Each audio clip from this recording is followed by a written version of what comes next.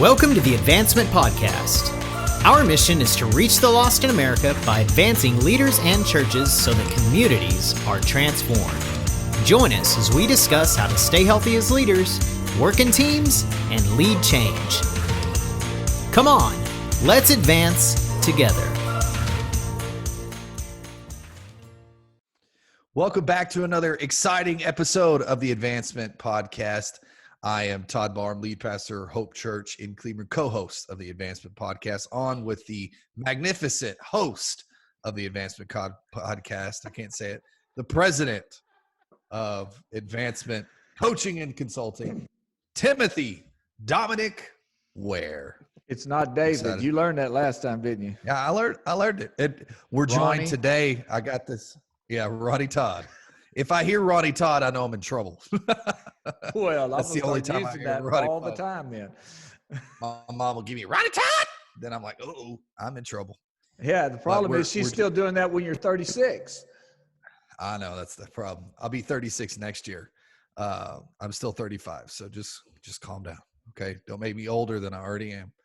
Now we're joined. I've been waiting the whole time till we did the second episode to say this, but we're joined by the Fantastic Four of youth pastors. So I had to give a shout out to our Marvel fan down there. Excellent. Hey, I'm a Marvel fan from way back. I collected comic books back in the 80s. Okay, yeah. So when from comic books first came out, were they black and white? Or did they come out in color, Tim? I don't know. You'll have to tell me. Color print's been around a while there, Todd. They were in color print during black and white TV, just in case you're wondering. You would know. I wouldn't know. So the Fantastic Four. So, this series, we're excited to be continuing a series on youth ministry during the COVID-19 crisis. We had a listener who asked this question: are you going to do something about youth ministry? And so we said, why not? So we put together a panel. First with us is Nick Houck, and Nick is originally from Oklahoma, and he is now the middle school pastor at Community Bible Church in San Antonio, Texas. That's right. Thanks for having me. The best place he's ever lived. Yeah. Hopefully people from other towns I've lived in don't take that personal. Well, all the Texans think, of course it is. You were from Oklahoma. This has to be better. Of course it is. Any Texas town is better than any town in Oklahoma. So it's all right. There we go. And we're also joined by Quinton Carter, the student pastor from Mercy Gate Church in Mont Belvieu, Texas, father of two and one born during this season at a week and a half old. Yes. And the avid Marvel fan. Yep. I'll bring some facts. If you want me to start spitting some facts, I can. Just Quentin, let me know. What's the best movie? What's the best of all the Marvel movies? I want to start with that one. Well, it depends on what you're calling the best, okay? So if you're talking about the best standalone film, it has to be the original film of Iron Man. It started the entire thing, and if it was not a success, Marvel would never have happened. But I would also put, if you're thinking the best original film, Guardians of the Galaxy, number one. Come on. I mean, who had the vision for something like that? Amazing. So, and what a soundtrack. What a soundtrack. Yeah. Tim, old Tim, I know you like that one. I did like it. Hey, I once had in my collection a 1976 X-Men. It was number 47 of the X-Men, of the original Uncanny X-Men run. Wow. Do you still have it? Nope. I don't have any in my collection anymore. Wow. He was waiting in line for that 1976 one. Normally when we talk Star Wars in here, I'm the only guy that saw the original, the original one in the theater in 1977, but I did. So I saw it in theater when they re-released it with the THX stuff. I saw that. So also joining us is Tim Newton, the other Tim. Great guy. Young Tim. Young Tim for our listeners today from Allsbury Baptist Church in Burleson, Texas. His wife Jennifer and 2 kids, and in his bio it says he loves Rangers baseball and crime dramas. So I don't even know what's your favorite crime drama? I'm a Law and Order fan. Like Law and Order. Okay. Longest run, isn't that like the longest running show ever now? Something like that. It's been on forever. And if I can throw in my vote for the best Marvel movie, my personal favorite, Black Panther. I love that one. I think it's great. Excellent. Wakanda forever. Okay. Well, I'm just keeping notes because I've got a lot of time on my hands to watch movies. So. And I've only seen Iron Man. So that's pathetic. That is pathetic, isn't it? hey. Although I have a lot to owe to Iron Man because that was my wife and my's first date, and apparently it went well. And so, thank you, Marvel. Why mess up a good thing? It's did its job. Yeah. Well, the problem is he doesn't realize all the benefits that would have come after that. Continuing. My wife doesn't like those kind of movies. I know you got another chick flick wife. I know. They're all the same, dude. And she gets mad at me when I tell her the ending halfway through the movie. And then also joining us is Spencer Speed. And he is the North Texas Assemblies of God student or youth director. So he oversees their camps. He oversees missions trips. He oversees the entire youth ministry department and facilitates resources for youth pastors for almost 650 Assemblies of God churches across the North Texas area. Spencer, and he's also got a COVID-19 childbirth. Your son is 3 weeks old. 3 weeks old. He's a coronial. Yeah. I thought the coronials were going to be the ones who were born because of all this quarantine time. Maybe so. Coronial. I love it. I saw a news report that twins were born and the parents named them Corona and COVID. So good. I'll throw out one of my favorite Marvels. I loved the first Captain America. Come on. Classic. Okay. I'm making my list. I'm a Captain America fan from way back. And so that's my favorite. I saw it on the wall back there. Didn't they release them out of order? So you have to watch them in a certain order to get the right order? Am I wrong? So last year over Christmas in 2018 Christmas, when my son was home from college and my daughter was home before she graduated college, we watched the entire Marvel universe in sequence over the holidays in preparation for Endgame. Yeah. Yeah, baby. Yes, sir. Amazing. Yes. Yeah, they did release them in different times, but there's a certain flow to how you should watch them because of clues in each one. And so maybe I can send it over to you. I'll have my people contact your people. We'll take care of it. Yeah, I'll drop my contact info in the chat for you. So all of the Marvel stuff out of the way. Can you tell we've got a bunch of youth pastors on the line today? So in our last conversation, we had a really great conversation. It started with what are the changes we've seen, and there were a couple of things that came out of it. Number one, we realized that our students, where it wasn't cool to be for kids to be on Facebook, that's where all the parents hang out. And that's where your volunteers hang out. And so to communicate back to the families, there's been kind of a shift back towards Facebook. And one of the things, and I think it was it was Nick that made this comment. He said that they've begun thinking of their parents like volunteers. So let's pick up on that theme, guys, as we launch into the conversation here, and let's talk about training and how do we equip volunteers and even our parents, putting them into that. What are the things that you guys are doing to help equip your teams during this. In the break in between recordings, Spencer said this is the number one thing that you're being asked by these multiple student pastors across the North Texas area that you're associated with. Yeah, I think one of the things we've realized is we have so few connection points now with our leaders, as opposed to what we used to have, just either in passing or by the events that we put on and those kind of things. And so I've had a lot of questions of how do we keep training and leading our leaders? How do we appreciate our leaders? All of those kind of things, because all of us, if you've been in ministry any amount of time, you know you cannot solely grow and lead a youth ministry. Your leaders are the ones that are going to do it. And you're most successful when your students may not even know your name because they know their small group leader or their leader that they that owns kind of their group of kids.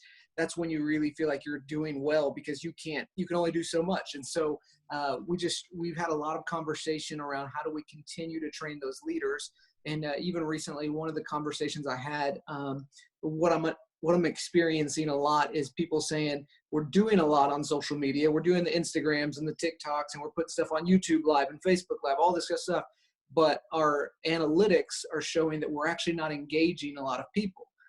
You know, like our percentage of numbers, people watching, it's a little bit dismal right now. It's not great. And so they said, how do we do this? And I actually talked to a youth pastor who had an incredible night last week. They did online Insta and YouTube. And he said they had like 60% watching their services and a bunch of visitors, which is actually really good right now in COVID.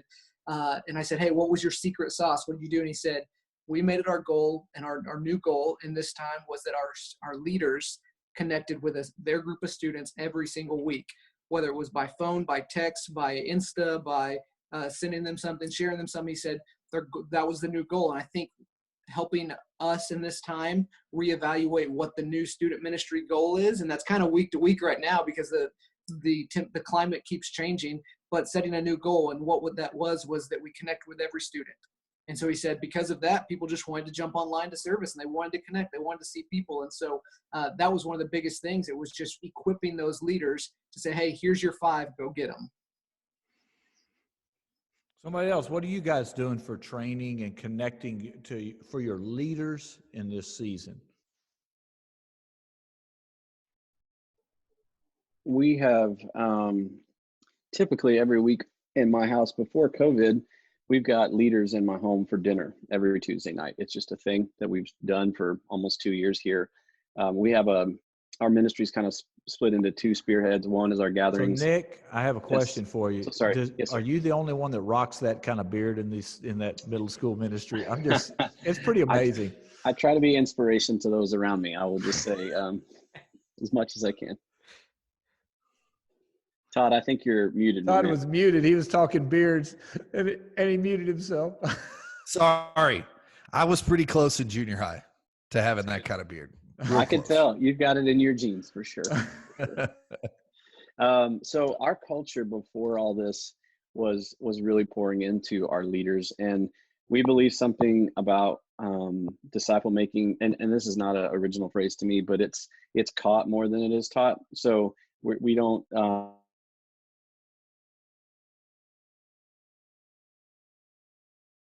oh, we lost him. Or like an apprentice style. This is want you to lead. So, are we back? My internet connection is a little back with this. So, all right. So we just look. That's supposed to be my internet. I'm the guy out in the country. You're in town. I'm sorry. I think all my kids are on online school right now. So I've got 3 kids on online school. Yeah. So they're Corona problems. That's right. And I've got 3 devices active on my desk right now. I've got a laptop, an iPad, and a phone all active at one time. So I'm sure we're eating up the speed. Yeah. But what I wanted to just kind of wrap that up is typically we had a Tuesday night meal at my home, and it was a time to kind of collaborate. These are all of our small group leaders that would come into my house, and we would sometimes have anywhere from 10 to 12 to 40, just depending on who was available. It's always available.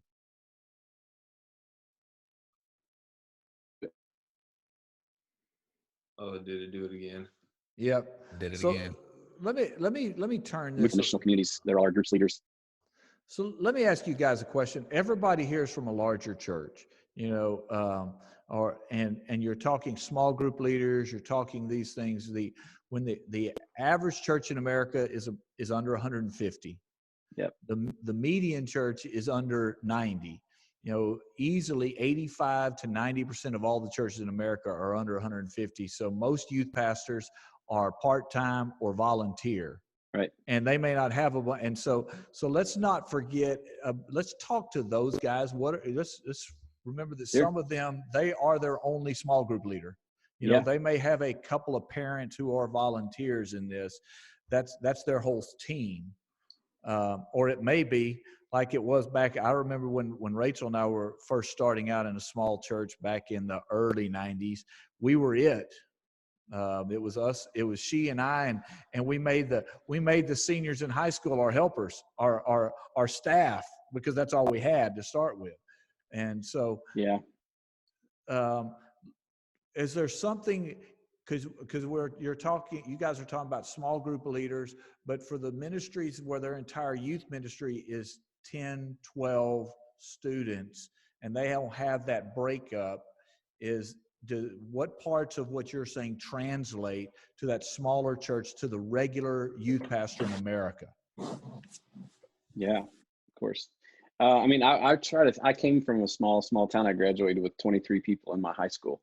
So Come on, baby. I get that. That's and Tim, so, town to town. Being where I'm at now is a lot of what I've learned came from that. We try to develop things because that could work. And I just tell people when they ask, like, how do you do that on that scale? I just say, we do exactly what you would do. We just put a multiplication sign at the end and just do it that way. So it's not any different, really. I would do things I'm doing now by having people into my home. Obviously, before COVID, I would say any youth pastor could do that and should be doing that. Having the leaders I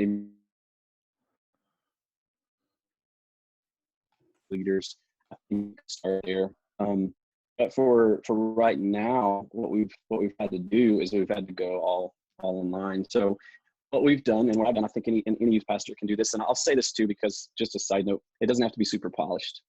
We see that right now in this comparison game that everybody's trying to keep up with the mainstream. And so it doesn't matter if you have the big resources or you don't.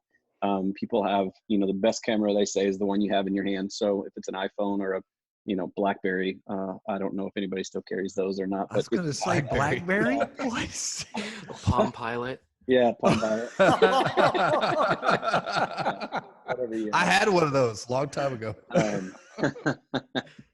So I think it's whatever. I mean, I'm setting up in my bedroom or my spare bedroom upstairs, and turning it into a little video studio. But I'm just trying to think for families. If I was a youth pastor of a small town, it doesn't change how I think of what I'm going to do, what I'm going to communicate. So I do this. It's like we want them to grow through it, not just go through it. So what are we going to do and offer them? So I go into and I create a weekly email.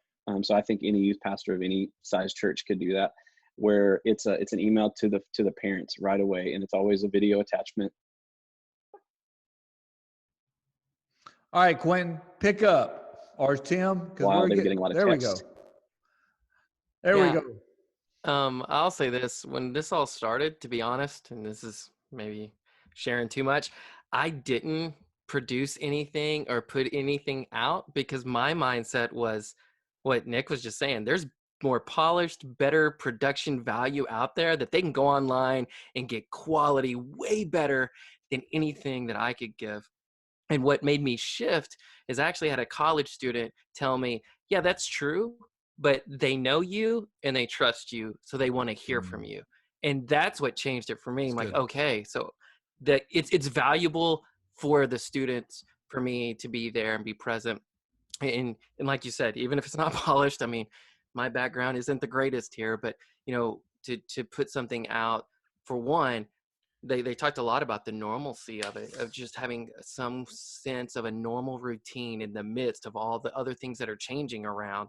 Having some kind of consistency that they can hold on to was really big and powerful for them. So again, it's not about the quality that you put out, but it's just making yourself present.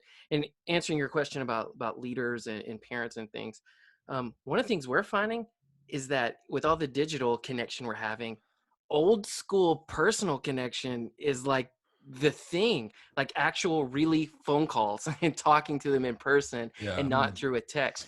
Now you look at the way he says that's old school. Right? It's old school. Pick up Old a phone and school. call somebody. Right. And like sending them snail mail, an actual letter in the mail. Is what we're doing with a lot of our leaders and stuff like that. And the kids have gotten, they're like excited about the idea they can go to the mailbox and get a real letter, which many of them have never had a personal letter ever in their life. But, that's one of the things we're trying right now. So for us and for our leaders, one of the big things during this time, and this has always kind of been my philosophy for ministry, but especially during this time, is needs.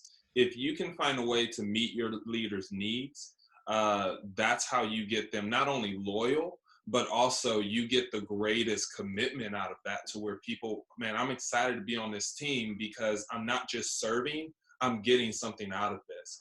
And I'm a big proponent of the fact that we get to do this. Like this isn't something that we have to do. It's something that we get to serve what Jesus died for. We get to serve the church. And so the more we begin to model that for our leaders to help them realize, man, when you serve, Bible says that when he who refreshes others shall himself be refreshed. And so whenever I am giving, I'll never outgive God, and God's going to open up the doors of heaven over my life. But one of the ways that we are intentional as pastors for our leaders is checking our leaders' needs. So how often, and maybe this will be some questions for some pastors to ask, is how often do I talk to my leaders beyond just asking them for something, right? How often am I actually just saying, man, hey, how's your family? How are you doing? How's your job going? I've had a few leaders, and I know many of us have people that have lost their jobs. What I did is that some of my leaders that I know had lost a job, I went on kind of a hunt for them because I just know a few other connections and was able to help bring some provision in that area for my leaders. So pastoring your leaders, I think that's so important. You look at what Jesus did with his disciples, right? That was his core. That was his group that he pastored, and they pastored the masses. And so as a pastor, the more and more we take that ownership of our leaders and loving our leaders, caring for our leaders, making sure that that group is solid, that's the more unity we're going to have, and the more we can empower. But Tim, I love what you were saying, quote unquote, old Tim. I love what you were saying earlier, though, about what if you're a youth pastor that you don't have a big team, you don't have all these leaders. What do you do? I think that one, leadership can always show up. Rather you have a big group or a small group, leadership is there. And I think it obviously always starts with us, but let's say if I have a group of, very small youth group, I don't have any adult leaders, you will find your core no matter what. You're always going to find a core in your ministry. And that core are those people that come regardless of if you got giveaways, regardless of if you're preaching an incredible message or if you're doing this or that. Those are your core students. And so what I've been doing is I call them my influencers. And so we've got a group of about 24 or so core students that no matter what, they come rain or shine. And so we empower them, we pour into them, and we develop leadership in them to help them realize that, and honestly, students have the greatest reach beyond even us as adults for their own generation. And so empowering your students would be my mindset if I didn't have so many, obviously, adult leaders, would be, man, how can I raise up students that are committed, that love Jesus, or are growing in that passion, but at the same time, how can I help them to realize that they have influence in their own generation? And that's where I would focus my leadership attention. That's really good. And Tim, old Tim, you'd said, what about the churches that have maybe less leaders, no leaders? We mentioned the last episode also, so if you weren't on that one, go back and listen to it. But your parents during COVID, they can be your best leaders right now. They should be, is what you guys really said. Yeah. I have a question, a little spin-off on this, guys. Good. I remember when ministry began to change and we began to have leaders, and then eventually you go to, as you get into different roles where you're leading leaders, it feels different to pastor leaders than it does to be on the hand, have your hands on the students' lives. Mm-hmm. And this, what you guys are saying, it sounds like this is forcing you to invest a little more in your leaders and parents to be effective with the students. I just imagine guys struggling making that mindset shift. Shifting from, well, I need to be the one talking to the students to, I need to be really helping these parents. Can you follow my line of thinking there, that there's a shift that's got to happen in that youth pastor's mindset? Help guys make that shift. Yeah, that's huge. I think you've got you look at Paul. Paul was pastoring churches from a prison cell. So talk about being socially distant. He was pastoring and empowering churches that he would rarely be there for years. And he did it because of the empowering of leaders, the empowering of spiritual sons, and equipping and raising people up.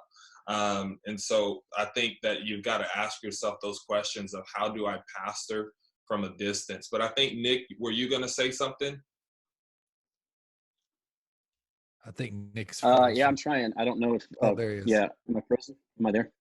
I was just telling Spencer, Yeah, you're I here. didn't know how long I'm going to be able to last on this call, because I feel like I'm not being able to be of a help because my internet maybe. I just wanted to give some practicals. I don't know if this will help you guys or not, but because I came from a small town, and where I am now is not a small town. I went through I've been in a larger size church for about 4 years now, and I went through that shift in mental state to where I felt very discouraged that I didn't know every kid anymore. And I still don't know every one of my students. It's a very hard shift, but I had to go from knowing everyone to making sure everyone was known. That was the biggest statement that someone shared with me. Go from knowing everyone to making sure everyone was known. And the way to do that, I mean, it's not novel to us. Jesus did it. I mean, he obviously was Jesus, and he could pull off somebody's name if he wanted, but he used disciples to model it for us. It's the perfect model. But I wanted to give you guys something practical. It's not original. It's not novel, but I do have a team. So with my team, we have different expectations with full-time staff versus what we have from our volunteers. Obviously, we know our volunteers have jobs. So I wanted to just give you guys, this is what we do with our team. So let me give you our team. He's trying to use multiple. He's trying to use that other device that's online. Yes. Well, somebody called me also on the other side of that, so I had to be careful from that. So let me pull this up for you guys and just see if this is one we use for our team, and then I'll give you one that we use for our volunteers. So for our team, if they're on staff, this is what we're asking them to do every day. They're gonna call 2 leaders. So 2 leaders from our ministry, they're gonna call 2. They're going to encourage 4 staff members from other departments, because we have other departments that are helping us pull off the things that we're doing. They're going to write 6 handwritten notes a day, and we've got a sheet that from our last event that we had that has our most active students. They're going to pray for 8 minutes over our ministry, and they're going to text 10 students from that list. That's every day. So if you look at that, that takes a pretty large list, and it breaks it down into bite sizes. Use the eat the elephant model, but that looks a little daunting to a volunteer. Now, I did check this out. You can do that whole list in about 32 minutes. So if you're looking as a staff member, your contact work for the day could literally be done in 32 minutes. That sounds a little bit cold, but it's literally the way it works. And then am I hung up again? No, you're okay, good. And then if you want the volunteer version of that, literally is a simplified version. They have a list of small group students that they minister to and families. So they're going to write 1 note a day, just one handwritten note. And that's become actually the prized possession for our students. We're seeing them take pictures of that note when they get it in the mail. They're going to call two parents of students that they're ministering to. It keeps them in the loop as well. They're going to text 3 students, and they're going to pray 4 minutes a day. And so that process is literally about 11 minutes long. So if you ask a leader to do something that's about 11 minutes compared to the time they used to spend investing in students on a Wednesday night or a Sunday or whatever. So I don't know if those help you guys, but those are just practicals that we have for our team and for our volunteers. Yeah. And hey, Tim, can I say this? You had mentioned some people's context is they don't have any leaders. When I was at the church that I was at, I kind of went through the ebb and flow that most people probably have as a new youth pastor. You come in and you have a lot of leaders that were there from before, or some leaders that were there with the previous people, right? And then by the time that you start getting your footing, half of them probably leave. And they're like, yeah, whatever. I was just here because of whatever. At that point in my youth ministry, that meant I had like one solid leader, and they worked a full-time job, or hit or miss. And so I know what it was like to be the person that was doing every single handwritten card, every single call, every single time. I remember those days, and they were really good. But I would recommend and maybe encourage some people that would be saying, I don't have these leaders, I can't do that. During this time, make it a part of your goal to find one person, one couple, one young adult in your church that has any heart for young people, and bring them onto your team. There's no better time, because most everybody in the world has got way too much time in their life to be sitting at home doing nothing right now. And so it's so easy to say, hey, would you jump on and make a couple calls to however many kids it is that you have, or, hey, can you help be that small group leader? Hey, can you help me write a couple questions that we can send to our parents? Whatever that is, don't let this time be wasted and say, well, we're in quarantine mode, so I can't really gain anything or whatever. That right now you can reach out to people in the church and find out who has that heart. See who are the people that, even if it's just a parent that you know cares about students, hey, would you help me out just a little bit in this time especially? And it may be something that carries over into the next season. They say, hey, I want to hang out a little bit more. Can I come on Wednesday nights now? Can I be a part of this event? Work at gaining some volunteers during this time. Yeah. I would just encourage those, whatever size church, don't let not having leaders be an excuse. Yeah. This conversation has been phenomenal. I'm a little bit amazed, kind of amazed that 2 of you guys talked about snail mail and it being a big deal. I shouldn't be surprised. You encouraged Tim's heart.